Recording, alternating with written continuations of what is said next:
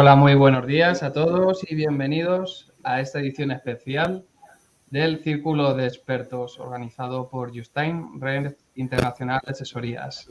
En el Círculo de Expertos queremos conectar con diferentes expertos, consultores o especialistas que nos puedan ayudar a conocer a través de su experiencia y su visión profesional, pues, temas que queremos abordar del día a día profesional. Hoy justamente vamos a hablar con José Ramón Dámaso Artiles. Indicar que José Ramón es socio fundador de JD Asesores Jurídicos y nos va a hablar sobre las claves de la nueva reforma laboral. ¿Sobre qué aspectos? Bueno, pues comentar que la norma entró en vigor al día 31 de diciembre del 2021 y a excepción de ciertas materias que entrará en vigor a los 3 meses de la propia publicación en el Boletín Oficial del Estado, en el Real Decreto Ley del 32/2021, indicar que, bueno, que queremos analizar y conocer todo esto de la mano del experto en Derecho Laboral, Empleo, Trabajo y Seguridad Social en este caso con José Ramón Dámaso, donde analizaremos, examinaremos y abordaremos las principales novedades normativas de la reforma acordada por los agentes sociales, así como su impacto desde el punto de vista práctico y contextualizado, entre las que se pueden encontrar las diferentes temáticas como son los contratos temporales, el cambio del contrato de formación, la ultraactividad de los convenios colectivos, la subcontratación, etcétera, ¿no?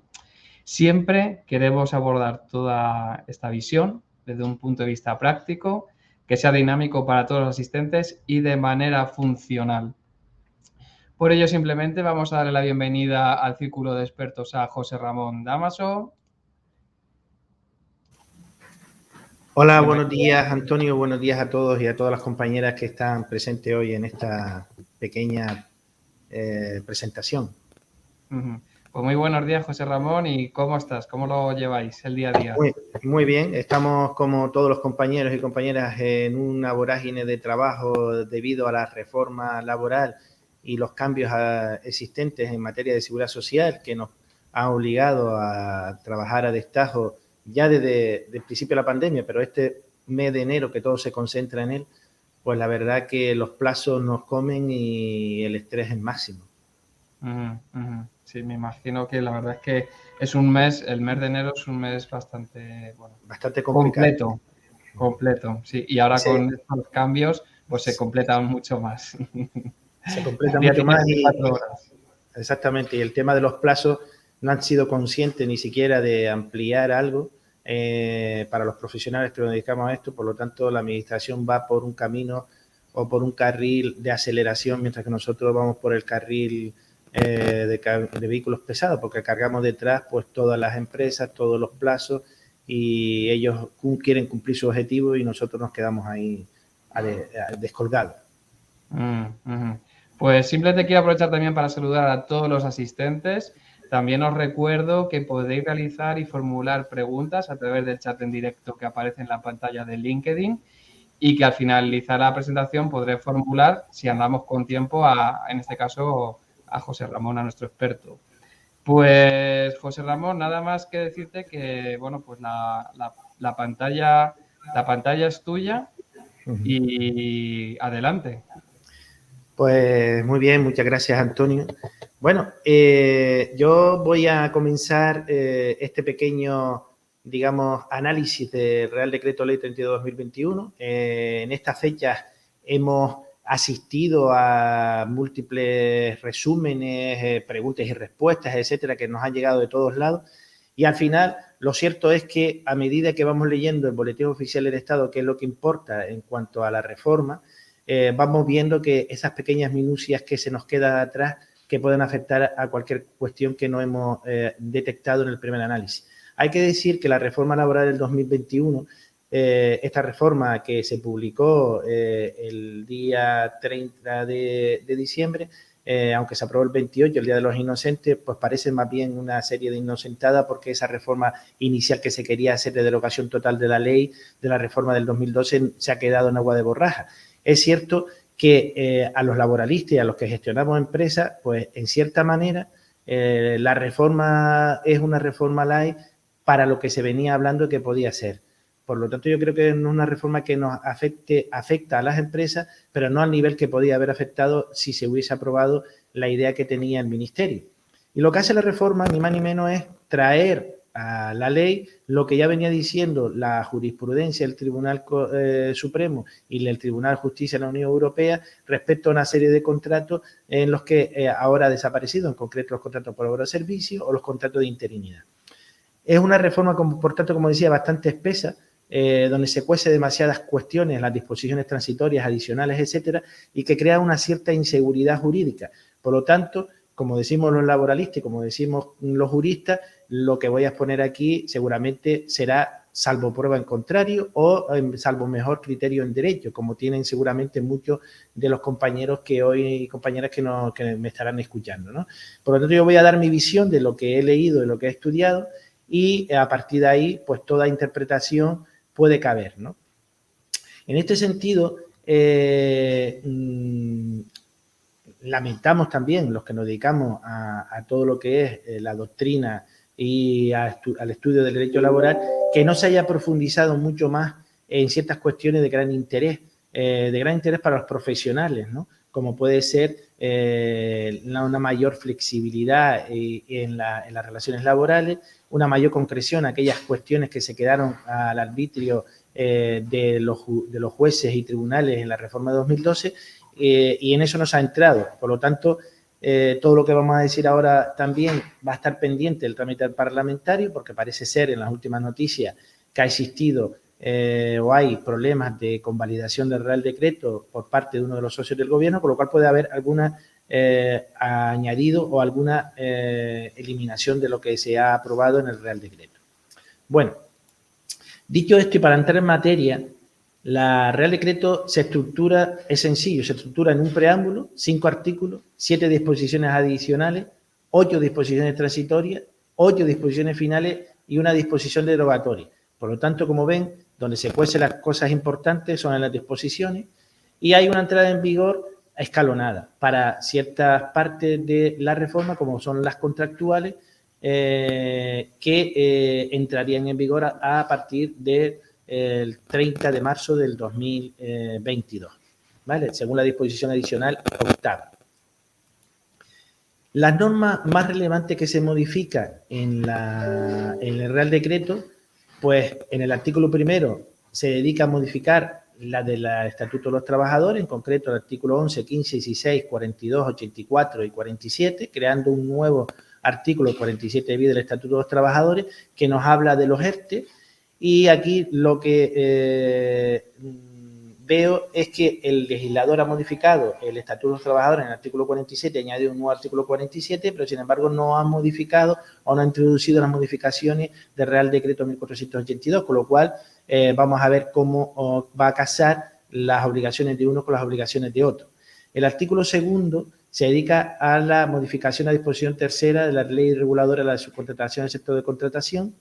El artículo tercero modifica ciertos artículos de la Ley General de Seguridad Social, en concreto los que tienen que ver con las prestaciones por desempleo, la cotización de los contratos adicionales, etcétera.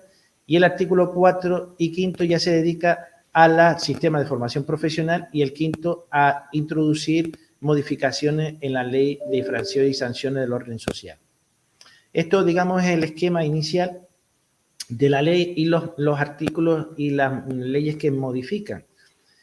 ¿Y qué es lo que se va y qué es lo que llega con esta reforma? Pues bueno, se nos va ya definitivamente el contrato de obra o servicio determinado.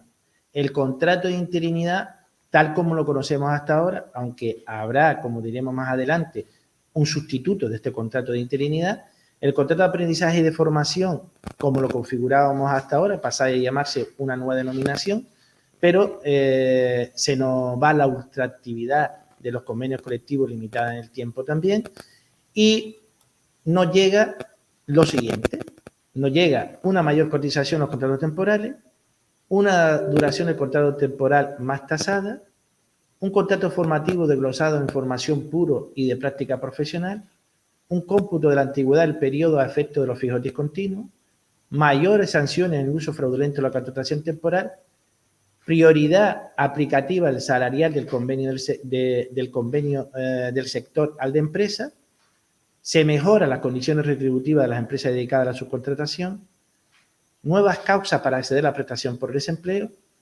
nuevo sistema de flexibilidad a través del mecanismo REC y mayor agilidad en aquellos ERTE y ERTO por fuerza mayor y la ultraactividad de carácter indefinido. Digamos que esto, a grosso modo, es lo que nos llega. Toda esa modificación de la ley, toda la reforma, se puede plasmar en estos puntos de qué es lo que nos llega, las grandes cuestiones que nos afectan el día a día. Los ejes de la reforma, por tanto, son claros y patentes. Son los ejes de la reforma, básicamente, se fundamentan en la contratación laboral, la negociación colectiva, la subcontratación, los ERTE y el régimen sancionado. Estos son los 5 grandes ejes de la reforma. Es decir, la reforma se limita a 5 ejes importantes, como es la contratación, la subcontratación, la negociación colectiva, los ERTE y el régimen sancionado. ¿En qué se traduce estas modificaciones? Pues vamos a ir ahora desgranándolas una a una. La primera o el primer eje es la contratación. Aquí tenemos que decir que en la norma prima la contratación indefinida pura. Fíjense que he puesto contratación indefinida pura porque hay, más adelante lo hablaremos, un contrato indefinido de obra, que ese, a mi criterio, no es un contrato indefinido puro, sino un contrato indefinido abstracto, porque ya veremos cómo lo configura la norma y veremos por qué digo esto de abstracto. El contrato indefinido puro, hay que decir que lo más importante es que el artículo 15.1 del Estatuto del Trabajo, ustedes recordarán que el anterior artículo 15.1 decía que los contratos podrán ser celebrados por tiempo indefinido y duración determinada. Se cambia el podrán y ahora se presume de entrada que todos los contratos son de carácter indefinido. Me parece, por tanto, hay una desaparición de aquella alternativa que decía el artículo 15.1 y, por lo tanto, todos los contratos en realidad en inicio se presumen por tiempo indefinido. Entonces, el contrato temporal, ¿qué será? El contrato temporal es ya una excepción que la ley llama excepción causal. Aquí hay que matizar una cuestión. Muchos foros hablan de que ahora los contratos temporales son causales, pero es que no podemos olvidar que en la anterior norma los contratos se dividían también en 4 grandes grupos. Los grupos de contratos temporales de duración determinada, por causa, los contratos formativos, los contratos indefinidos y los contratos fijos discontinuos. Realmente lo que hace el legislador es que al introducir el concepto de presumir que todos los contratos son indefinidos, está haciendo énfasis en la causa del contrato. Por eso es muy importante, como veremos en cada uno de los contratos, que cuando hagamos un contrato temporal, este contrato temporal, la causa sea clara, precisa y concreta y detallada. Es decir, hay que dedicarle más tiempo a concretar la causa que en sí a la elaboración del contrato. ¿Por qué? Porque todo lo que se salga fuera del concepto de la norma, que como veremos también es algo indeterminado, pues será considerado indefinido.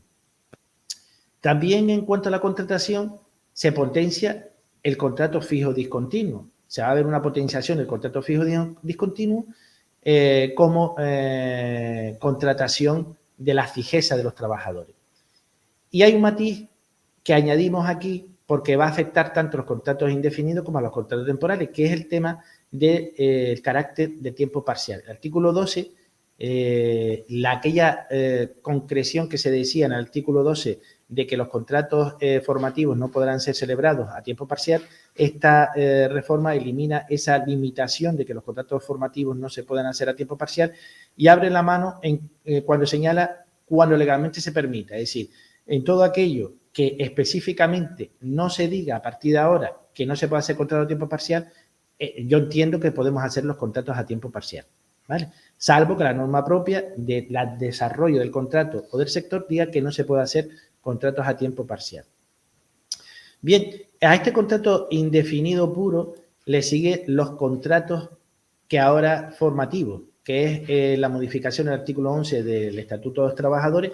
Y este contrato, los contratos formativos, como decíamos, se han limitado o se ha creado dos nuevas modalidades, o más bien denominaciones. ¿Por qué digo denominaciones más que modalidades? Porque ya los contratos formativos, los contratos en práctica existían. Lo que pasa es que ahora se reconvierte y se van a llamar de otra manera. Por ejemplo, el formación en alternancia es la antigua formación, con los matices que ahora veremos.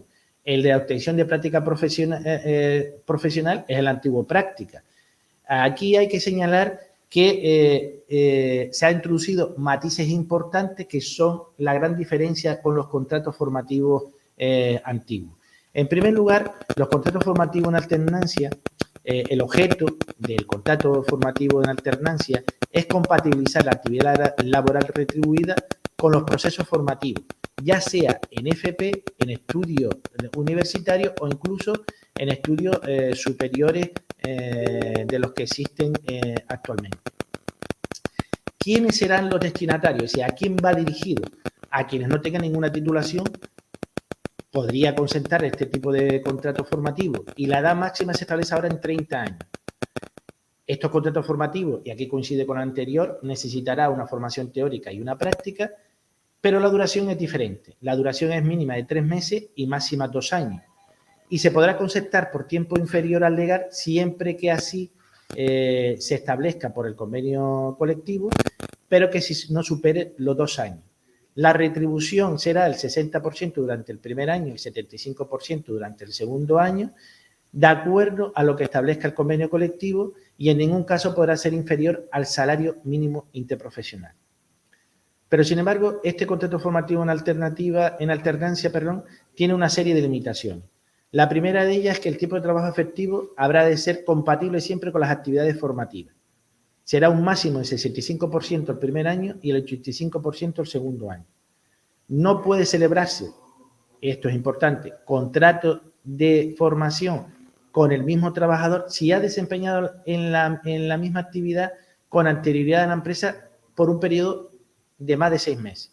Aquí hay que reflejar que no se puede hacer contrato formativo ni para la misma ni para distintas categorías o estudios formativos. Es decir, si yo hago un contrato formativo para alguien que está estudiando un FP de auxiliar administrativo o de administrativo y lo he tenido 6 meses, a ese mismo trabajador no le puedo hacer otro contrato formativo en la empresa, por ejemplo, para formación de dependiente, ¿vale?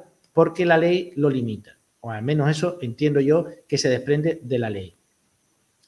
Las prohibiciones son importantes, se prohíben las horas complementarias, se prohíben las horas extraordinarias, se prohíben los trabajos nocturnos y los trabajos nocturnos, salvo que las actividades formativas no se puedan realizar en otros periodos. Por ejemplo, si yo estoy formando a un oficial en panadería, como todos saben ustedes, la panadería empieza a las 5 de la mañana o a las 4 de la mañana, que es cuando se empieza a hacer a amasar el pan y, por lo tanto, a hacer los panes que luego se venderán. Ese contrato en sí no es un contrato de trabajo nocturno, sino un contrato que, por su propia naturaleza, empieza a esa hora y la formación se tiene que hacer para el profesional a partir de esa hora, la formación, digamos, práctica. Y importante que tenía el anterior contrato formativo que no tiene este, es que los periodos de prueba no se pueden poner periodos de prueba, ¿vale? Señalado esquemáticamente lo que es el contrato de formación en alternancia, pasaríamos a lo que se llama ahora contrato para obtención en la práctica profesional. Este contrato para obtención de la práctica profesional es el antiguo contrato en práctica. Su objeto, ¿cuál va a ser ahora?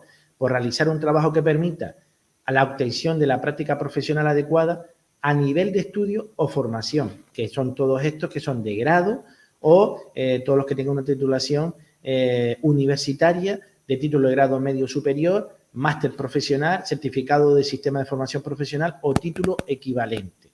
Estos son los destinatarios de este contrato. La duración del contrato será de 6 meses y máxima de 1 año, es ahora la duración máxima del contrato, y aquí sí se puede hacer periodo de prueba que como máximo tiene que ser de 1 mes. La retribución será la correspondiente al que se establezca en el convenio colectivo al puesto que se ocupa y en ningún caso inferior al salario mínimo interprofesional.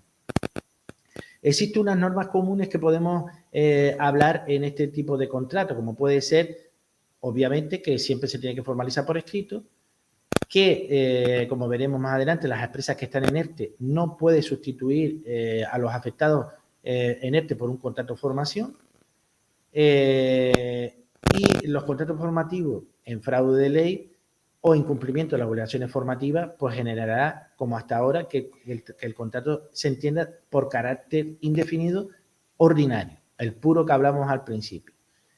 Hay que tener en cuenta que estos dos contratos son contratos que la propia disposición transitoria establece una vacatio legis, de tal manera que serán aplicables a partir del 30 de marzo del 2022. ¿Qué es lo que ocurre si yo de 31 de diciembre de 2021 al 29 de marzo del 2022 quiero hacer un contrato formativo o de obtención en práctica profesional? Pues muy fácil, se podrá seguir, estos contratos no se podrán hacer, pero podremos seguir haciendo los contratos antiguos de formación y los contratos de prácticas anteriores. En este sentido, hablaremos más adelante de las limitaciones, la disposición transitoria y su encaje en la nueva aplicación de la reforma laboral. Bien, pasados los contratos formativos, la otra gran reforma que hace el Real Decreto 32/2021 son los contratos de duración determinada, los que afectan al artículo 15 del Estatuto de los Trabajadores, ¿vale? Aquí hay que decir que lo que más interesa tener claro es que los contratos por obra o servicio determinada ya desaparecieron. Y ahora, aunque la propia reforma los desglosa en dos grandes grupos de contratos, uno por circunstancia de la producción y otra por sustitución, y el contrato de circunstancia por la producción lo divide a su vez en dos tipologías, en realidad se viene a comprender o a meter dentro de circunstancias de la producción todos aquellos que veníamos haciendo eventuales por circunstancias de la producción y por obra o servicio determinados que muchas veces utilizábamos también como alternativa al eventual, y el de sustitución lo que viene a encajar es el contrato que hasta ahora veníamos haciendo por interinidad. El artículo 15 suprime literalmente las obras y servicios, el contrato por obra y servicio, suprime el eventual que conocíamos con anterioridad y suprime el interinidad que conocíamos con anterioridad. Pero lo más importante es que en la obra y servicio no es que lo modifique, sino que se lo suprime total y absolutamente a partir de la entrada en vigor de la reforma, pues ya no se podrá hacer contrato por obra y servicio determinado, ¿vale? Entrando en el estudio de cada una de estas modalidades de duración determinada, tenemos en primer lugar el contrato de circunstancia de la producción. Aunque en diferentes foros habla de dos tipos de contratos diferentes, yo entiendo que es el mismo contrato que se aplica con tiempos diferentes. Es decir, en el mismo contrato, lo que diferencia es el tiempo que le hago a uno o hago a otro. Es decir, no podemos hablar de que hay dos tipos de contratos de circunstancia de la producción. Desde mi punto de vista, hay un único contrato de circunstancia de la producción que lo diferencia en el tiempo que yo utilice para cada uno. Por lo tanto, dependiendo del tiempo que yo lo utilice para cada uno, podemos utilizar el contrato de 6 meses a un año cuando haya un incremento ocasional e impredecible que genere desajuste temporal. Aquí, fíjense ustedes, incremento ocasional e irreversible que ocasione desajuste de carácter temporal, y también puedo hacer 90 días dentro de un periodo de un año cuando hay situaciones ocasionales y reducidas que sean previsibles. ¿Qué es lo que viene aquí a señalar el legislador? El legislador lo que viene a decir es, mire, si usted tiene un incremento ocasional imprevisible de la demanda, como puede ser que le haya entrado un pedido extraordinario que no había tenido nunca, o que le hayan instalado una máquina nueva que es necesario tener personas para que la pongan en marcha, etcétera, es algo que no es previsible por la empresa, es algo que sea ocasional. Por eso usted puede hacer el contrato eventual por circunstancia de producción que durará 6 meses y puede durar hasta un año, de acuerdo a lo que señale el convenio colectivo sectorial, ¿vale? Estos contratos no pueden dar lugar a que el trabajador sea fijo discontinuo, también lo dice la norma. Y si usted necesita, por ejemplo, sustituir vacaciones, que recordarán que la doctrina y la jurisprudencia estaban diciendo que no servían los contratos eventuales antiguos para sustituir vacaciones, este le va a servir. Por lo tanto, a partir de la entrada en vigor de la norma, si quiero sustituir vacaciones, utilizo el contrato de circunstancia de la producción.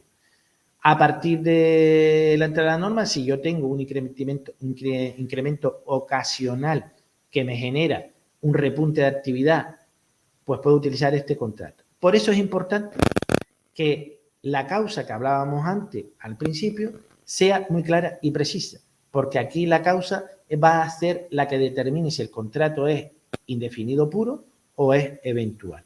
Porque no olvidemos que lo que no ha cambiado la norma es el concepto de fraude en la contratación que veníamos señalando o que se venía aplicando con anterioridad a la entrada en vigor de la ley. Ahora bien, si yo lo que tengo son situaciones ocasionales y que yo preveo que pueda tener y que no van a superar 90 días en un año natural, entendido el año natural del 1 de enero al 31 de diciembre, aquí sí se aplica el año natural claramente del 1 de enero al 31 de diciembre del año en concreto, y que sean 90 días no seguidos, entonces yo puedo ir a un contrato por circunstancia de la producción de carácter ocasional. ¿Para qué tipo de contratos son estos? Pues mire, si yo sé que del 7 de enero al 15 de febrero tengo la rebaja de invierno, si yo sé que del 15 de junio al 30 de junio tengo la de verano, y si yo sé que del 7 de diciembre al 30 tengo pues el viernes negro, el Black Friday o lo que sea, pues entonces yo preveo que durante esos tiempos voy a necesitar personas que o trabajadores que suplanten o que ayuden a los trabajadores que tengo en la actualidad. Esas son situaciones que son conocidas, previsibles y por tanto tienen que realizarse o se puede realizar a través de este tipo de contratos. Existía una actuación inspectora que venía siendo concurrente que convertía este tipo de contratos en indefinidos a tiempo parcial, los famosos indefinidos a tiempo parcial. Oiga, usted, esta persona, se la viene utilizando durante 2 años para la misma cuestión, pues entonces tiene que hacer el indefinido a tiempo parcial. Este tipo de contratos de circunstancia de la producción ocasional o reducido te permite que sea 90 días dentro del año natural. Estos 90 días dentro del año natural, lo importante que hay que tener en cuenta aquí es que es por empresa, no por trabajador. Es decir, esto es importante. Es importante determinar que cuando decimos, bueno, yo contrato a 3 trabajadores, 90 días no supero el tope. No, no, no. Son 90 días, es como si tuviéramos un bono de 90 días para contratar a trabajadores por situaciones ocasionales o situaciones previsibles que tenga la empresa. Por lo tanto, hay que tener cuidado con este matiz. Los 90 días es por empresa, no es por trabajador. ¿Vale? Bueno, llegada a esta síntesis del contrato de circunstancia de la producción, hay que tener en cuenta también que hay que relacionarlo con la subida de cotización que veremos posteriormente en caso de que yo haga una circunstancia para producción que no dure más de un mes. Esos contratos van a ser castigados a partir de ahora con un aumento en la cotización que está en torno a los 26 euros y pico. El segundo contrato de duración determinada que vamos a hablar es el contrato de sustitución. ¿Vale? Este contrato de sustitución, como la propia norma indica, es un contrato que se celebrará entre la empresa y el trabajador para sustituir a otros trabajadores que tengan reserva del puesto de trabajo. También, y como novedad, se puede utilizar el contrato de sustitución para completar la jornada reducida de otros trabajadores o para la cobertura de vacante durante un proceso de selección o promoción. Pero en este último caso hay que matizar que solo podrá ser con un máximo de 3 meses, ¿vale? Porque es lo que venía haciendo ahora muchas empresas del sector público, ¿no? Muchas empresas del sector público contratan sine die por el famoso contrato de interinidad a personas que se pasan años en el puesto por vacante. Ahora ya lo viene a limitar la norma. Es importante también determinar respecto a este tipo de contratos que se puede utilizar a grosso modo también cuando existe la reservas al puesto de trabajo por incapacidades temporales, ¿vale? Es decir, este tipo de contrato prácticamente viene a sustituir a la interinidad con los límites que se establece. Se permite, por tanto, además, y es una novedad que me parece bastante importante y me parece interesante, que en los casos de sustitución de un trabajador con derecho a reserva al puesto de trabajo, se podría contratar mediante esta modalidad hasta con 15 días de antelación al sustituto y que puedan coincidir el sustituido y el sustituto a la vez. Por ejemplo, si yo sé que el día 1 de febrero me va a coger, bueno, el 1 de febrero no, el 1 de mayo del 2022 va a entrar en descanso por maternidad una trabajadora o un trabajador, en descanso por paternidad, yo puedo con 15 días de antelación contratar al sustituto de esta persona, de tal manera que coincidan 15 días en el propio puesto de trabajo. Es interesante porque muchas veces las empresas, cuando nos vemos obligados a sustituir a trabajadores con anticipación suficiente, que saben, por una excedencia, por una baja de tipo maternal, etcétera, muchas veces nos vemos con la incertidumbre de que lo tenemos que contratar cuando cause baja y por lo tanto no podemos ni siquiera que rueden los dos y que les pase el sustituto y el sustituto puedan tener relación para poder continuar la marcha del trabajo de buena forma, ¿no? Hay que decir que este tipo de contrato también requiere, como ya venía haciendo antes, que se especifique muy claramente el nombre del sustituto, la persona que lo va a complementar, la causa de la sustitución, aclararla muy bien, y la causa de complemento de jornada, en el caso de que se haga para complementar la jornada del trabajador con reducción de jornada. He querido meter aquí algún apunte sobre lo que existe en la cotización, el fraude y el abuso de temporalidad, porque entiendo que la concatenación de contratos y el abuso de la temporalidad se da más en este tipo de contratos que en los otros. Por ejemplo, en cuanto a la cotización, como decía, pues aquellos contratos temporales de duración determinada inferior a 30 días cotizarán 26 euros más. Esto no se aplica a los regímenes especiales, agrícola, servicio hogar, minería y carbón. El fraude en la contratación del artículo 15 sigue rigiendo igual, se convertirá automáticamente en indefinidos ordinarios. Y en cuanto al abuso de la temporalidad, aunque lo veremos más adelante cuando estudiemos la disposición transitoria, hay que señalar que se modifica los periodos para adquirir la concesión de fijos de 24 30 meses a 18 en 24 meses, sea en el mismo o distinto puesto. Y aquí importante también, sea por empresa directamente o por empresa de trabajo temporal. Okay. Y se incluye también los supuestos de subrogación o sucesión. Aquí lo más problemático que nos estamos encontrando los que nos dedicamos a la contratación de trabajadores y al tema laboral es la disfunción que existe entre 18, 24 meses o 24 y 30 meses, por varios motivos. Por ejemplo, trabajadores que se les tenga el contrato el día 6 de enero del año 2022 y que vuelva a ser contratado el 20 de enero del 2022. ¿Qué contratos tomamos para computar o no computar el abuso de la temporalidad? 18-24, 24-30, eso cuando hablemos de la disposición transitoria daré algunos apuntes. Esto es importante porque la disposición transitoria deja ahí una laguna que va a caber cualquier tipo de interpretación. Yo le diré la mía, pero va a caber cualquier tipo de interpretación al respecto. Bien, centrados ya en la materia del que estamos tratando, hemos visto, por un lado, lo que son los contratos formativos, por un lado, los contratos de duración determinada, y toca ahora el entrar en la materia del trabajador indefinido adscrito a obra. Fíjense qué cuestión más importante esta, que pongo en interrogante.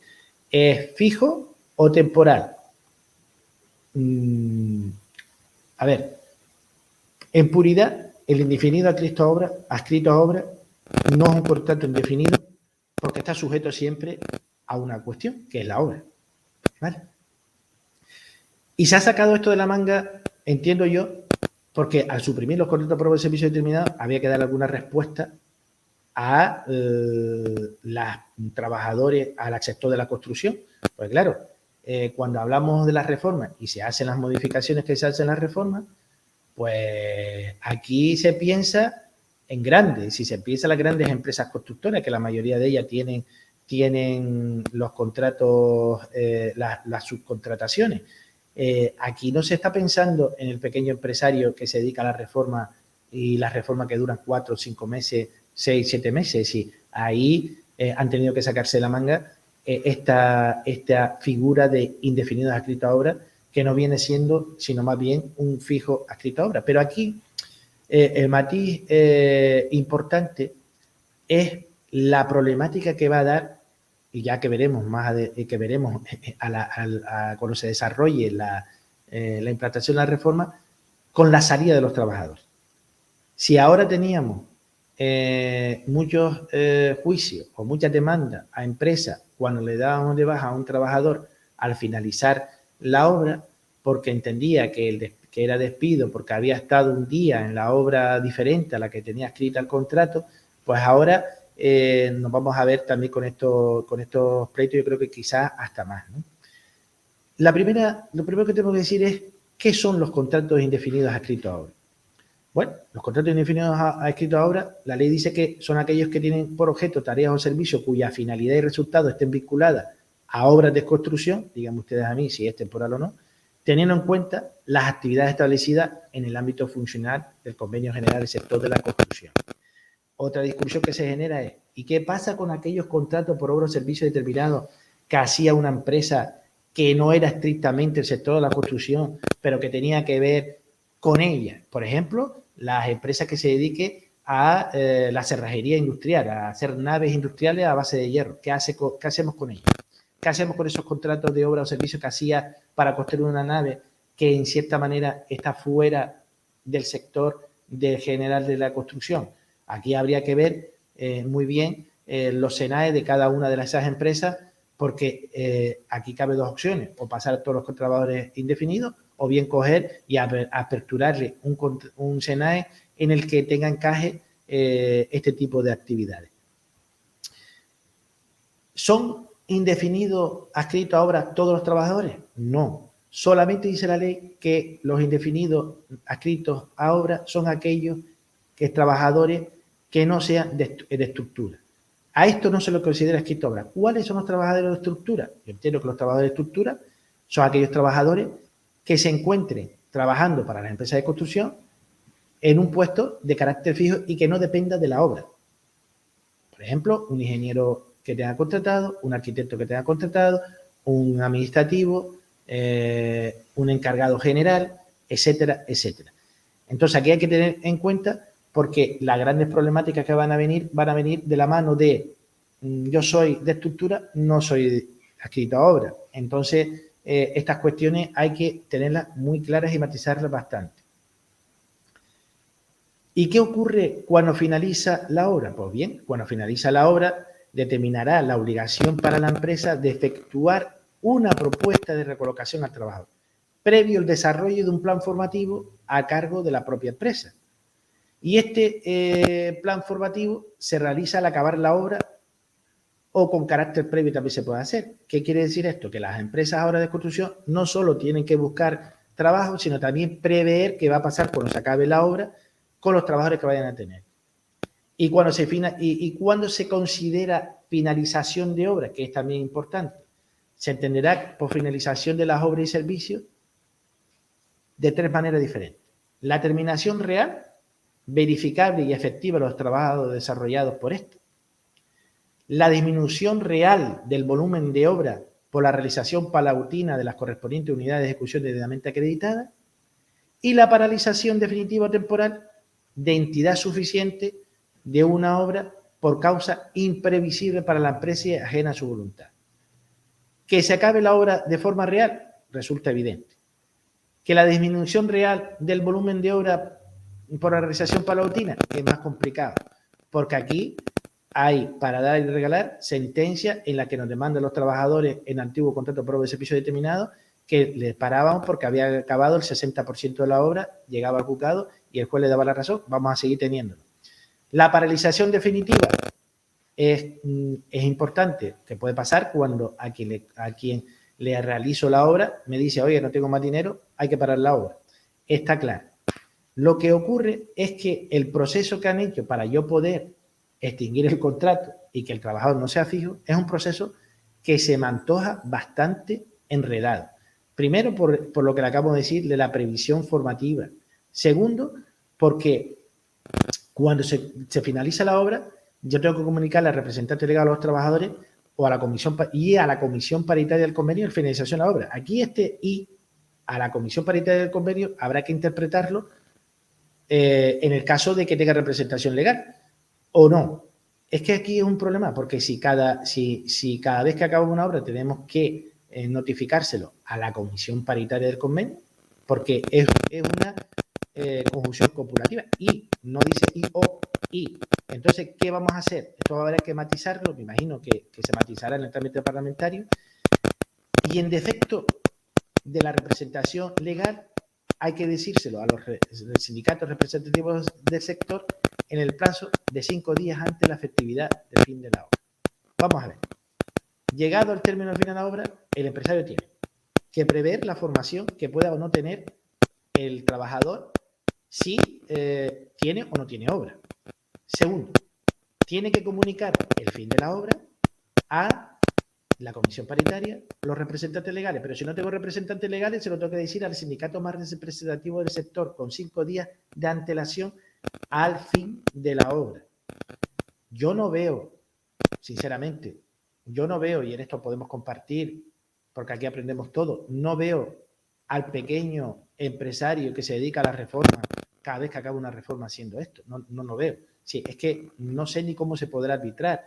Yo creo que esto no tiene mucho sentido, sino en aquellas macro obras o aquellas obras grandes, ¿no? Bien, seguimos. La propuesta de recolocación. La propuesta de recolocación es importante porque en ese preaviso antes de finalización de la obra que el empresario le tiene que comunicar al trabajador, se lo tiene que hacer por escrito y como anexo al contrato, y deberá contener la ubicación de la obra nueva, la fecha de incorporación y las acciones formativas.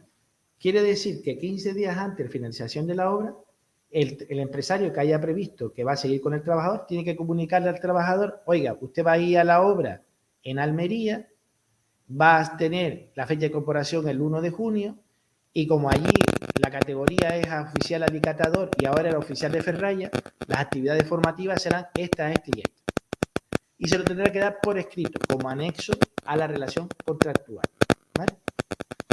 Y este ofrecimiento de recolocación se tiene que dar con 15 días de antelación a finalización de la obra para que el trabajador, una vez pasado, acepte o no acepte esa propuesta que ha hecho el empresario. ¿Y qué puede hacer el trabajador? Como hemos dicho, rechazar la colocación, entender que la cualificación que tiene cualificación adecuada tras un proceso formativo y por tanto no continuar. Y el trabajador lo que tiene que efectuar es a la empresa el que no continúa con el contrato. Es lo que se llama en la ley la extinción por motivos inherentes a la persona trabajadora. Puede pasar también que la empresa no tenga ninguna obra más, ni en la misma provincia, por lo tanto, también habrá que comunicarse a los trabajadores y el trabajador causará baja por extinción por motivo inherente a la persona trabajadora. Como ven, es un trámite bastante complicado. Y fíjense que parte de la modificación que habíamos hablado de la Ley General de Seguridad Social en cuanto a las prestaciones por desempleo se encuentra precisamente en las opciones del trabajador, porque si el trabajador actualmente no quiere seguir en la empresa, es una baja voluntaria, pero ahora te dice que en el caso de que no quiera continuar en esa obra o la inexistencia de obras en la provincia, el trabajador podrá extinguir el contrato, ¿vale? Con lo cual te da derecho a prestación por desempleo. El preaviso de 15 días que tiene la empresa también se contrapone con el preaviso que tiene que dar el trabajador para no continuar en la empresa.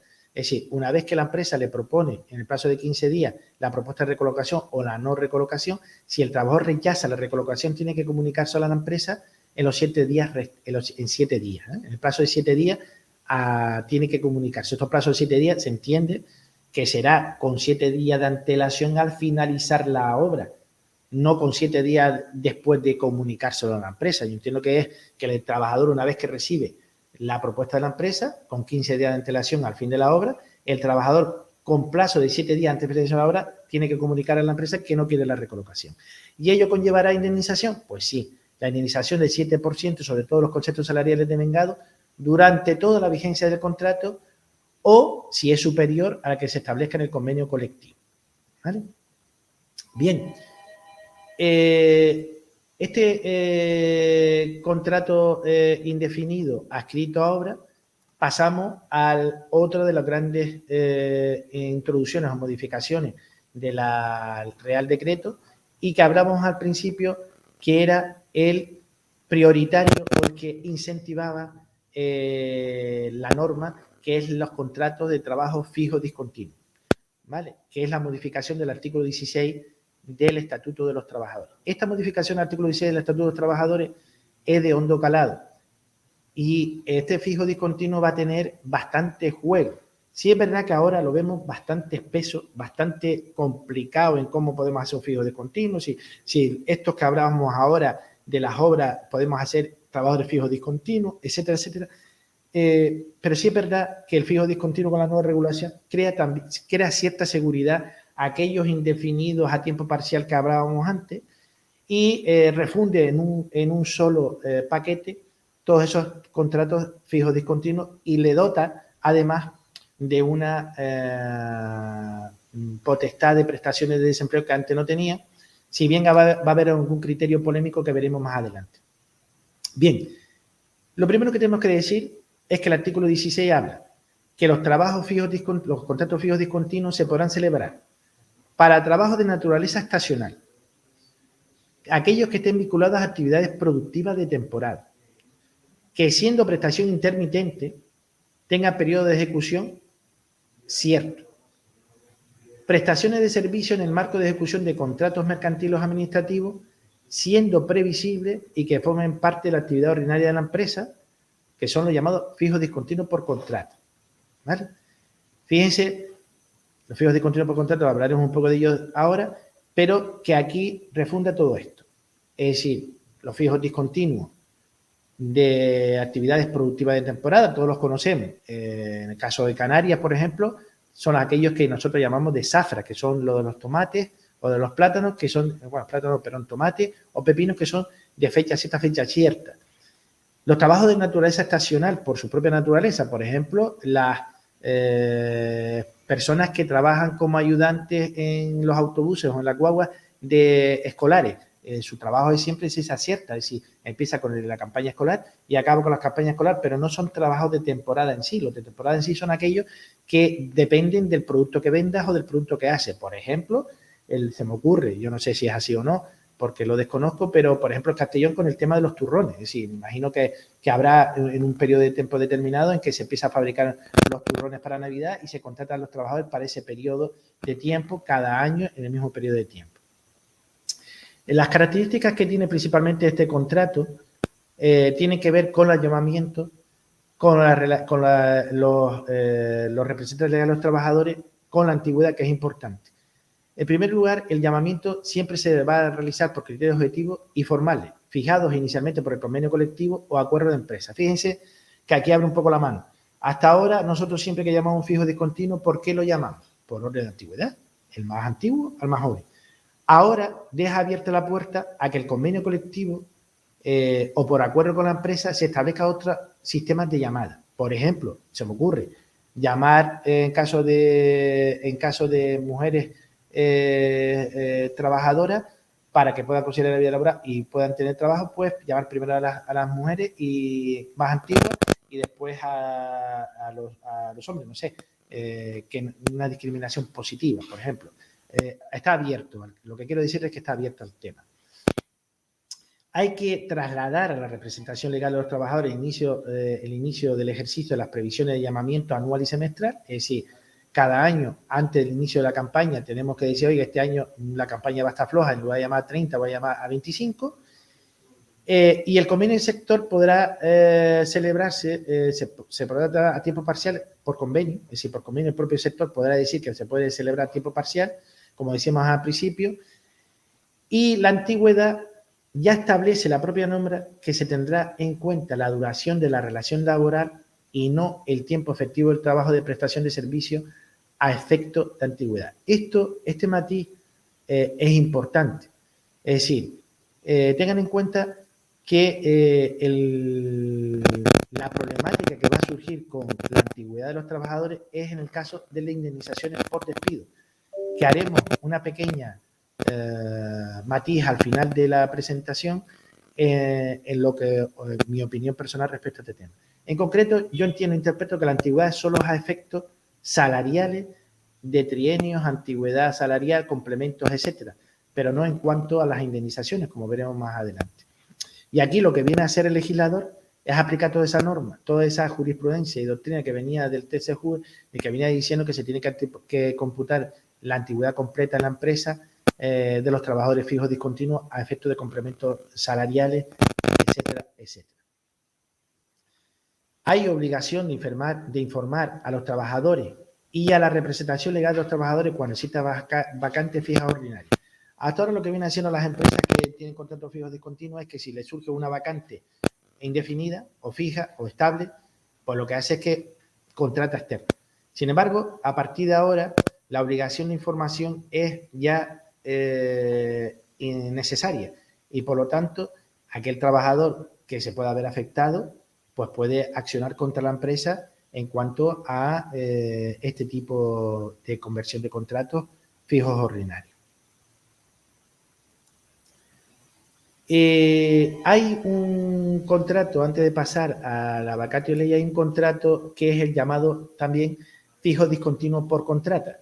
Los fijos discontinuos por contrata son aquellos que se realizan en el marco de una ejecución de contrato mercantil o administrativo y en los que pueden haber periodos de inactividad, ¿vale?, que se suele producir en los plazos de espera en la recolocación entre sus contrataciones. Por ejemplo, si yo acabo mi licitación que tengo con el materno insular del sector de limpieza el 31 de diciembre y ya hay adjudicataria nueva, pero que no se ha hecho cargo todavía de todos los trabajadores, tiene un plazo máximo de espera de 3 meses. Es decir, se establece un plazo de espera de inactividad de 3 meses entre cambios de contrato.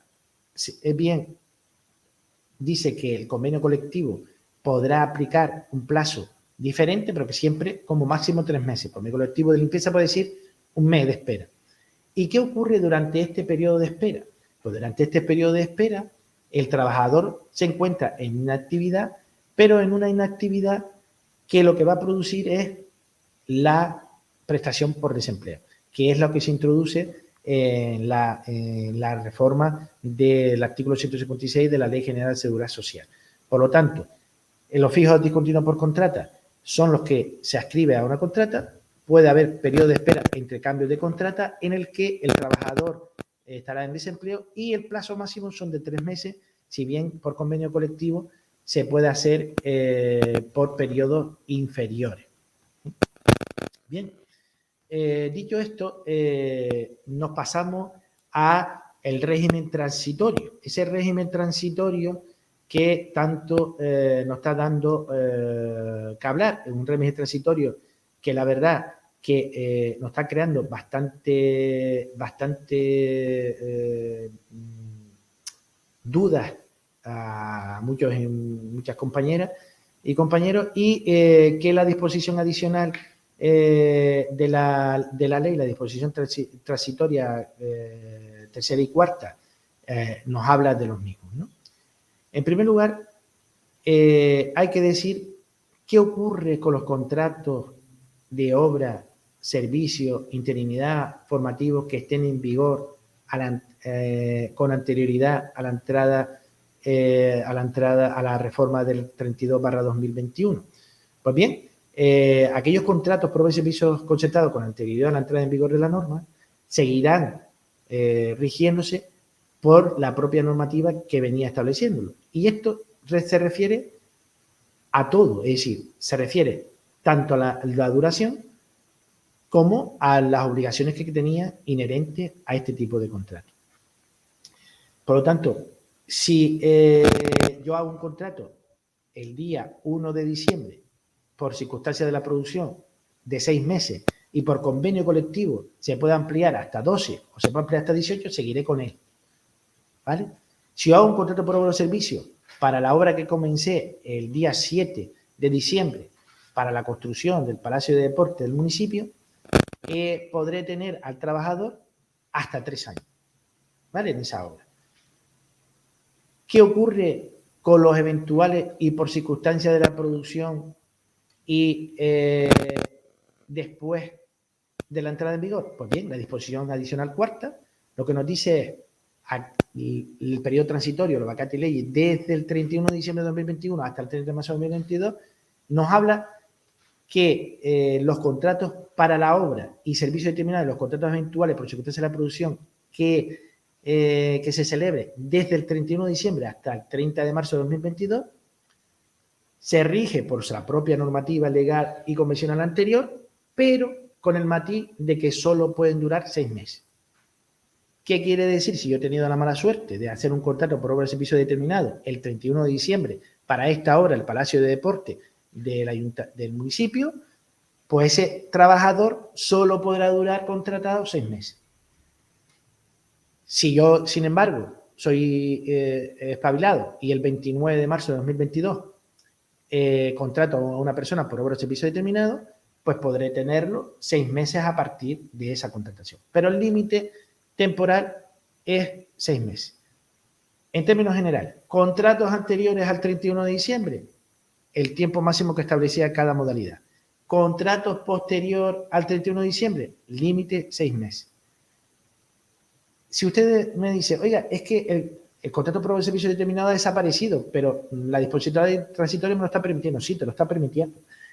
Pero es que, ¿y qué hago con los contratos interinos? ¿Y qué hago con los contratos formativos? Cuando la disposición cuarta no dice nada de los contratos interinos y los contratos formativos. Pues mire, lo que no dice la ley no lo pide. Por lo tanto, entiendo que del 31 de diciembre de 2021 hasta el 30 de marzo de 2022, nosotros podemos desarrollar contratos de interinidad como veníamos haciendo y contratos formativos como veníamos haciendo.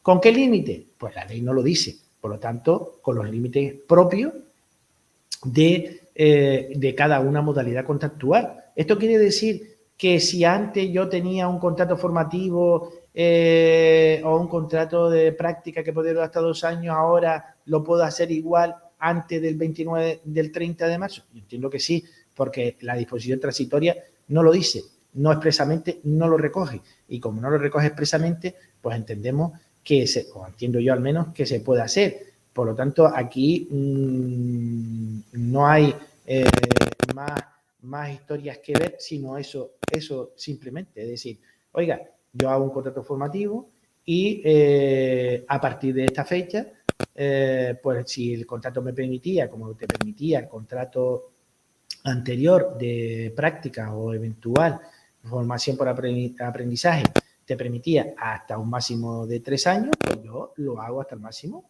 Ahora son 2 años, pues si yo me permitía el contrato formativo anterior esto, pues yo lo sigo haciendo.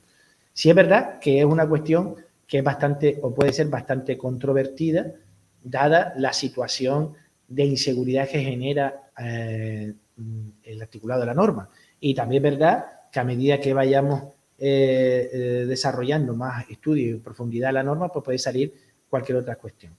Bien, en cuanto a los encadenamientos de los contratos, la disposición transitoria quinta habla sobre el régimen transitorio y los límites de encadenamiento de contratos. Aquí era lo que yo les decía anteriormente, que se puede ver la problemática. Bien, la disposición parece clara. La nueva regulación solo se aplica a los contratos suscritos a partir del 31 de marzo de 2022.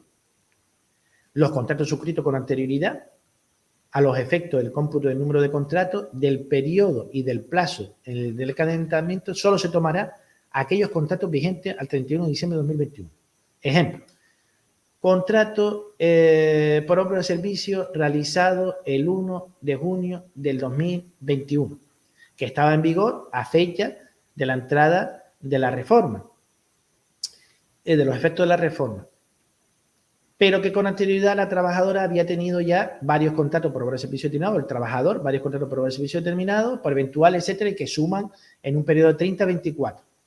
Solo se va a tomar en cuenta el contrato último, el del 1 de junio del 2021, del 2021 en adelante, para computar el periodo de 18 meses dentro de 24. No se suman los anteriores. Trabajador que tenía un contrato que se extinguió el día 30 de diciembre del 2021, ¿vale? Y que con posterioridad es contratado nuevamente por un contrato temporal. Pues entonces solo se va a tener en cuenta a partir de la entrada en vigor de la norma. Por lo tanto, los contratos que yo haga a partir de ahora son los que van a computar, ¿vale? Entonces aquí lo que yo les explicaba antes, que generaba dudas, es cuando la disposición transitoria dice los límites máximos de encadenamiento de contratos temporales solo serán de aplicación para los contratos suscritos nuevos a partir de la entrada en vigor de la norma. Entonces, pero ¿computo los contratos anteriores o es a partir de la norma lo que entra en cuenta el límite? Es decir, porque imaginemos que yo ahora contrato a una trabajadora que ha estado conmigo el año pasado con 3 contratos temporales y le hago un contrato temporal actual, con fecha de hoy.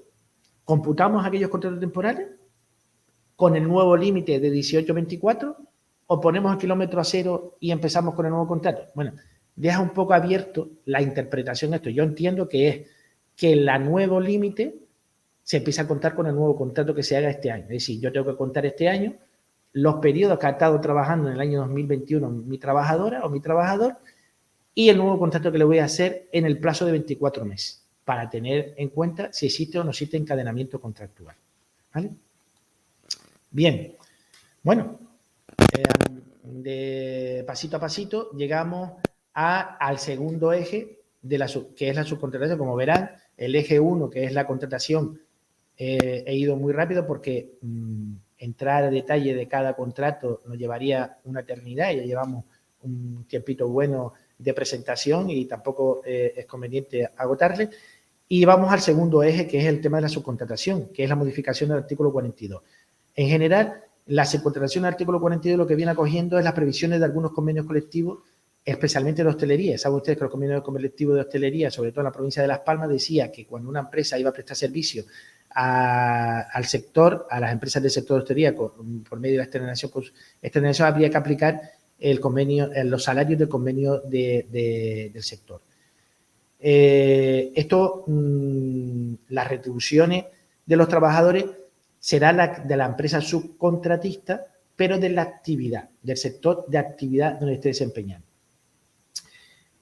Si tiene convenio propio la empresa, el convenio colectivo propio será de aplicación a las empresas contratistas y subcontratistas del sector de la actividad siempre que su objeto social, con independencia que su objeto social o forma jurídica sea diferente. Es decir, que el convenio que yo aplico como subcontrata de otra empresa, de otro sector, tiene que ser la retribución salarial del convenio a donde voy. En los términos que regula el artículo 84, es importante en este aspecto porque el artículo 84 viene a regular cuál será la aplicación en las subcontratas y contratas de las modificaciones salariales, ¿no? Y respecto a los centros especiales de empleo, que es importante, hay que decir que el centro especial de empleo no es aplicable esta previsión del artículo 42. ¿Qué significa esto? Bien, si yo soy un centro especial de empleo que voy a prestar servicio a una empresa como subcontratista, por ejemplo, en la hostelería, para realizar actividades como sustitución de la contratación de trabajadores discapacitados, hay que decir que al Centro Especial de Empleo no se le aplica esta previsión normativa del artículo 42 modificado. Por lo tanto, las empresas subcontratistas que sean centros especiales de empleo no van a ser aplicables estas previsiones normativas. Aquí tenemos que tener en cuenta, es importante que esto ya llegó incluso al Supremo y hay una sentencia del Tribunal Supremo, hay varias, pero una de ellas de Antonio Sempere, en el que habla de que las empresas de centros especiales de empleo no son en sí, no se le puede aplicar, dadas la propia configuración de las relaciones laborales que conlleva, no se le puede aplicar la relación laboral ordinaria y, por lo tanto, se le aplica, tiene que estar fuera de lo que es el régimen de subcontratación. Es importante también que a efecto de los trabajadores, de las contratistas y subcontratistas, esquematizarlo de la siguiente manera. El convenio colectivo de empresa contratista o subcontratista con las condiciones salariales establecidas en el convenio colectivo es el que le será aplicable a las contratistas y subcontratistas. En su defecto, el convenio colectivo sectorial se aplicará a las contratistas o subcontratistas. Y en defecto de este convenio sectorial, el sector de la actividad desarrollada por la propia contratista o subcontratista. Si hay tres niveles que hay que tener en cuenta. Primero, convenio colectivo de empresa contratista o subcontratista, convenio colectivo del sector aplicable a los contratistas y subcontratistas y, en su defecto, el convenio colectivo del sector de la actividad. El tercer apartado o eje de la reforma es la negociación colectiva, ¿vale? Se modifica la negociación colectiva en cuanto a que se mantiene, no tanto como se pensaba. Es decir, se pensaba que previo a la reforma laboral, a la reforma laboral se pensaba que se iba a dar prioridad siempre al convenio estatal o autonómico antes que el convenio o sectorial antes que el convenio de empresa, pero ahora la reforma en este caso lo ha limitado. ¿En qué sentido lo ha limitado? Pues que se mantiene como prioridad el convenio que viene utilizando la empresa. Es decir, hay una prioridad de convenio, el convenio de empresa. Y por lo tanto, el convenio de empresa es prioritario a los otros convenios, con unas excepciones, que es la que habíamos hablado, que es que no tiene prioridad aplicativa el convenio de empresa en aquellas materias salariales. Es decir, mi convenio colectivo podrá regular todas las relaciones laborales con mis trabajadores, pero en materia salarial no. En materia salarial será el convenio que se encuentre en el sector o que se encuentre en la actividad. Aquí esto es importante porque va a dar lugar a que los convenios colectivos se tengan que adaptar en un periodo de un año, ¿vale? Esta negociación colectiva también nos trae varias cuestiones. Nos trae como cuestión principal la ultraactividad de los convenios, es decir, hemos pasado una ultraactividad limitada temporalmente en el plazo de un año a una ultraactividad indefinida. Hay que tener en cuenta qué ocurre con los convenios que están denunciados con anterioridad a la entrada en vigor de la norma y con posterioridad a la entrada en vigor de la norma. Y, por lo tanto, estas cuestiones hay que tenerlas muy en cuenta. Vamos a ver qué ocurre con los convenios que están denunciados. Bien, en primer lugar, según la disposición transitoria sexta, tenemos diferentes situaciones. La primera situación es la situación en donde se aplican los convenios colectivos publicados con anterioridad a la entrada en vigor de la reforma y que pierdan la vigencia durante este año. En este caso, estos convenios, en el plazo máximo de un año, tendrán que, digamos, actualizar las tablas salariales. La modificación operada también en el artículo 84 no podrá dar lugar a que exista compensación ni absorción. Y también por la propia disposición transitoria sexta, se otorga al artículo 84 una adaptación de aquellos convenios colectivos que estén en vigor, es decir, y que no hayan perdido efectividad durante 6 meses en el caso de los convenios que están en vigor. Es decir, hay dos plazos. Un plazo para los convenios colectivos que ya estén denunciados y que se encuentren en trámite, y otro plazo para los convenios colectivos que se encuentren en vigor y que durante todo este año, con la entrada de la reforma, sigan en vigor. En ese caso, seguirán por su vigencia, pero le dan un plazo de 6 meses para que se adapte a las nuevas previsiones, sobre todo salariales, que se están realizando, que se ha dictaminado por la parte de la normativa. Bien. En cuanto a los ERTE, bien, muy esquemáticamente hay que señalar en cuanto a los ERTE que la situación actual es que se modifica el artículo 47 y se introduce un nuevo artículo 47. Ahora los ERTE deberán basarse, se crea un nuevo ERTE por fuerza mayor de carácter temporal. Este ERTE por fuerza mayor de carácter temporal siempre va a ser, como hasta ahora, solicitado a la autoridad laboral. El silencio va a ser positivo en 5 días y se sigue un mismo procedimiento de los ERTE ETOP con las especialidades señaladas para los propios ERTE ETOP. Los ERTE ETOP deberán siempre basarse en causas de carácter temporal. Hay un acortamiento de los plazos en su tramitación, es decir, el periodo de consulta pasa a 7 días en empresas con menos de 50 empleados. En el plazo para constituir la comisión ad hoc en caso de no existencia de representantes legales pasa a 5 días. Y, por lo tanto, en el caso de la comisión representativa pasa de 7 a 5 días, y en el caso de que no exista representantes legales pasa de 15 a 10.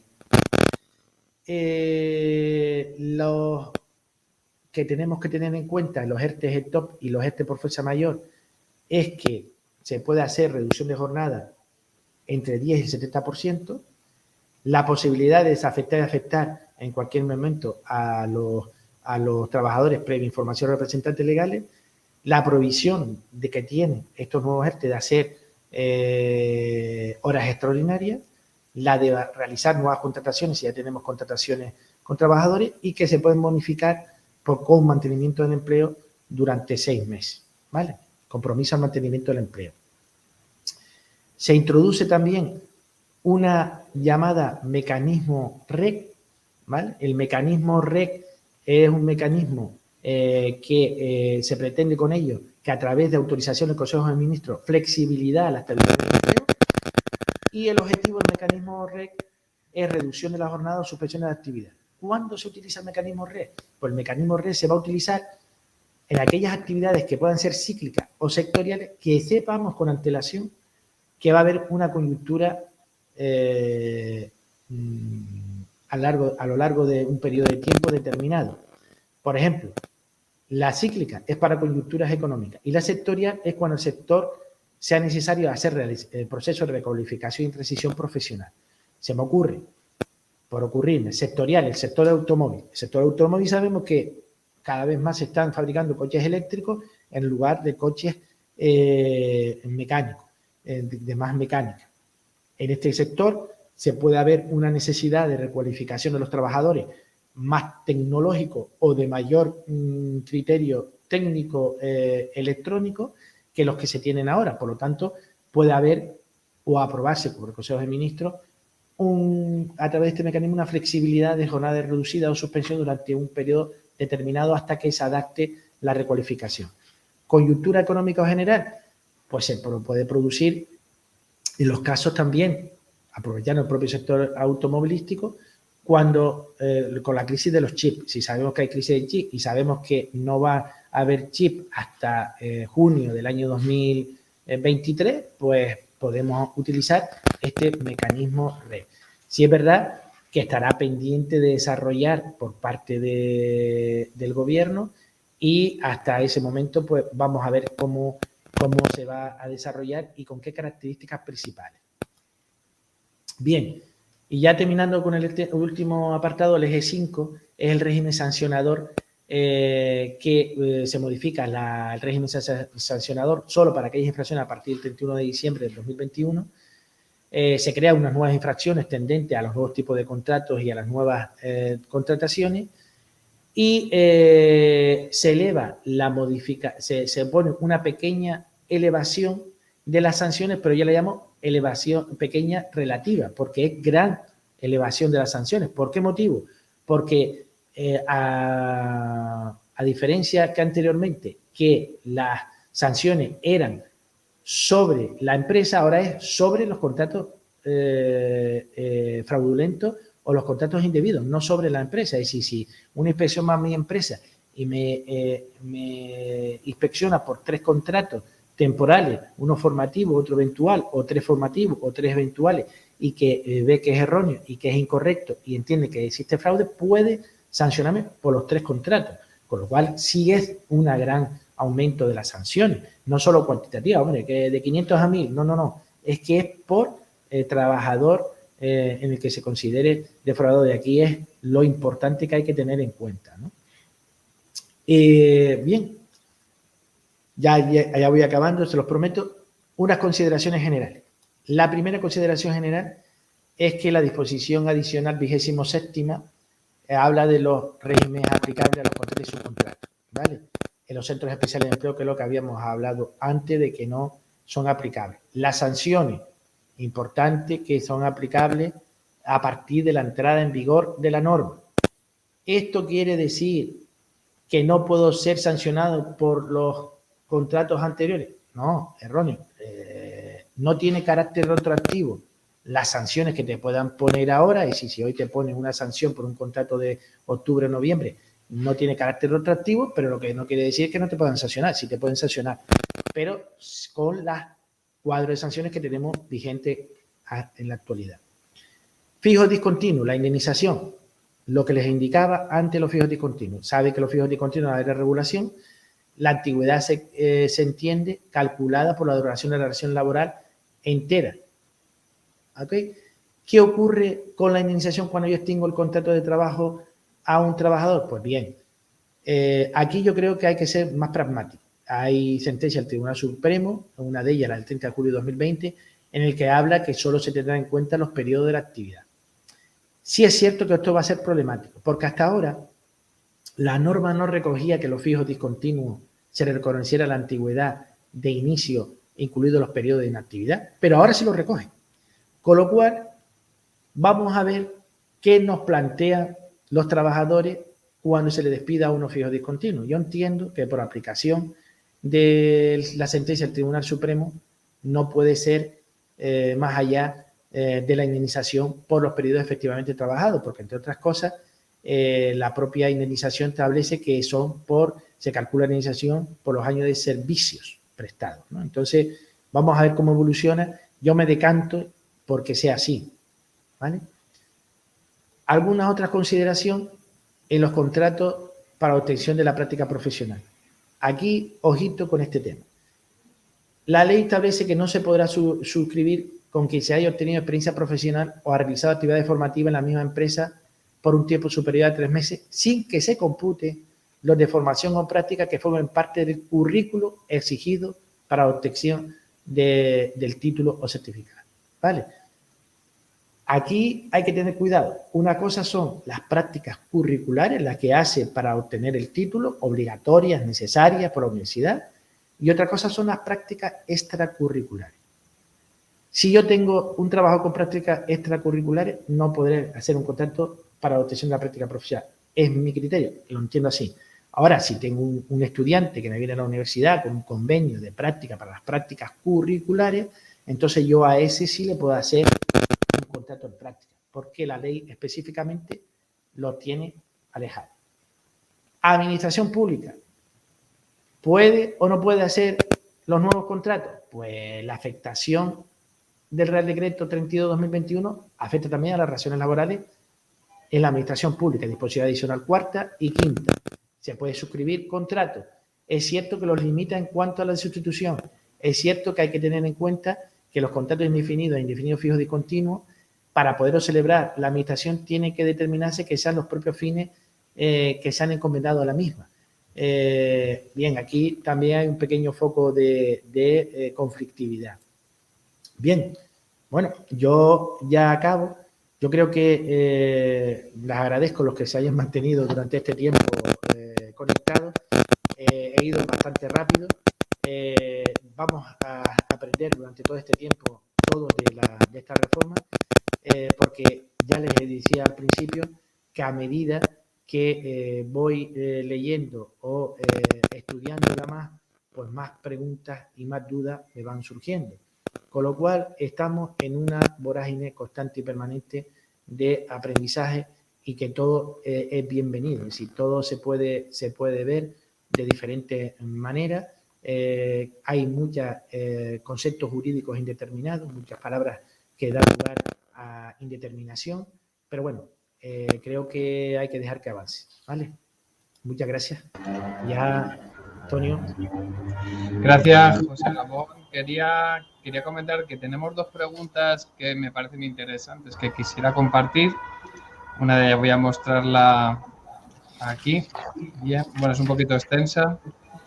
Y dice lo siguiente, dice, buenos días, mi pregunta es la siguiente, ¿cómo se termina el contrato de obra o servicio terminado? ¿Qué contrato utilizamos para la campaña? ¿Cómo se termina este contrato? ¿Qué contrato utilizamos para la campaña de vendimia? Que sabemos la fecha de inicio del contrato, pero no sabemos la fecha de finalización, teniendo en cuenta que este año tengo una plantilla de trabajadores y al año siguiente tengo otros trabajadores distintos para la campaña de vendimia. ¿Cómo lo hago? ¿Qué contrato utilizo? ¿Qué le recomendarías? Bueno, en principio, yo no sé cuánto periodo dura la vendimia, no sé si son 90 días, 60, 4 meses, me imagino que será como cualquier otro producto que dure más de 90 días. Vamos a ver, aquí las soluciones son complicadas. Yo inicialmente me iría a un contrato fijo discontinuo, es que es la única opción. Si la campaña de la vendimia dura menos de 90 días, pues para uno o dos trabajadores valdría, pero yo me iría al fijo discontinuo, que es el único que te posibilita a ti hacer este tema. La dificultad que tienes y que dices o que señalas es que los trabajadores no son los mismos siempre que se inicia la vendimia. Pero claro, pero tú sabes que tienes la vendimia cada año. Es decir, cada año empieza, no sé si empieza el día 1 de octubre o el día 1 de noviembre, lo que sea. Tú sabes cuándo empieza y por lo tanto sabes que tienes que contar con trabajadores para empezar. Entonces, aquí la solución más sencilla desde el punto de vista de un jurista es la fija discontinua. Otra cuestión es que eso no le gusta a la empresa, pero la que tenemos que encomendarle es el fijo discontinuo, porque es que el único que se te puede asimilar así. Y después, si necesita, me imagino que esto es como, yo lo voy a comparar con la diferencia con la zafra de los tomateros, no con los tomateros. Aquí siempre se sabe que vamos a necesitar 100 peones agrícolas cada principio de año. Pues siempre tendrá que ser los mismos. Si no quiere que sean los mismos, es la dificultad para la empresa, porque va a tener un problema en ese aspecto. ¿Cómo podemos hacerlo? A lo mejor combinando. Tener unos fijos discontinuos permanentes y los otros que vayas a contratar, si no lo superas en 90 días anuales, pues utilizarlo. Es la única opción que me cabe, no me cabe otra. Otra de las preguntas que nos hacen, esta es mucho más breve, dice, para los extras de boda de comuniones, ¿qué tipo de contrato si no se sabe las veces que necesitarás llamarlos durante el año? Bueno, es una buena pregunta y la verdad que la respuesta exacta no lo puedo tener. Estas son las dudas que decía al principio que la ley nos va dejando, ¿no? Si tú tienes extras para comuniones y bodas, hombre, las comuniones tienen un periodo. Todos sabemos que hemos tenido hijos que las comuniones empiezan, yo creo que ya está empezando en abril, de abril y acaban en junio. Pues tendrás que ir al fijo discontinuo exactamente igual. Tendrás que ir a un fijo discontinuo y a un fijo discontinuo entiendo que puedes incluso hacerlo hasta tiempo parcial, es decir, fijo discontinuo por hora, es decir, del 1 de abril al 30 de junio yo lo voy a necesitar, pues 300 horas. Es complicado. Estas son las cosas que la ley no ha entrado, sino habla en términos genéricos. Y es la que hay que ver cómo evolucionamos. Yo entiendo que el contrato fijo discontinuo es el prioritario sin ser el indefinido. Por lo tanto, todo aquello que no encaje en una eventual causal, vamos a tener que hacerlo por un fijo discontinuo. ¿Cómo lo hacemos? Vamos a tener que trabajar y aprender a hacerlo juntos, porque es el problema. Perfecto, José Ramón. Pues simplemente agradecerte a tu disposición para realizar esta presentación y la colaboración en el Círculo de Expertos que organizamos con Justin Red Internacional. Y no sé si quieres dar un mensaje que quieras destacar antes de despedirnos. Bueno, yo lo único agradecer nuevamente a Justin y a ti que hayas querido contar conmigo en este foro tan importante.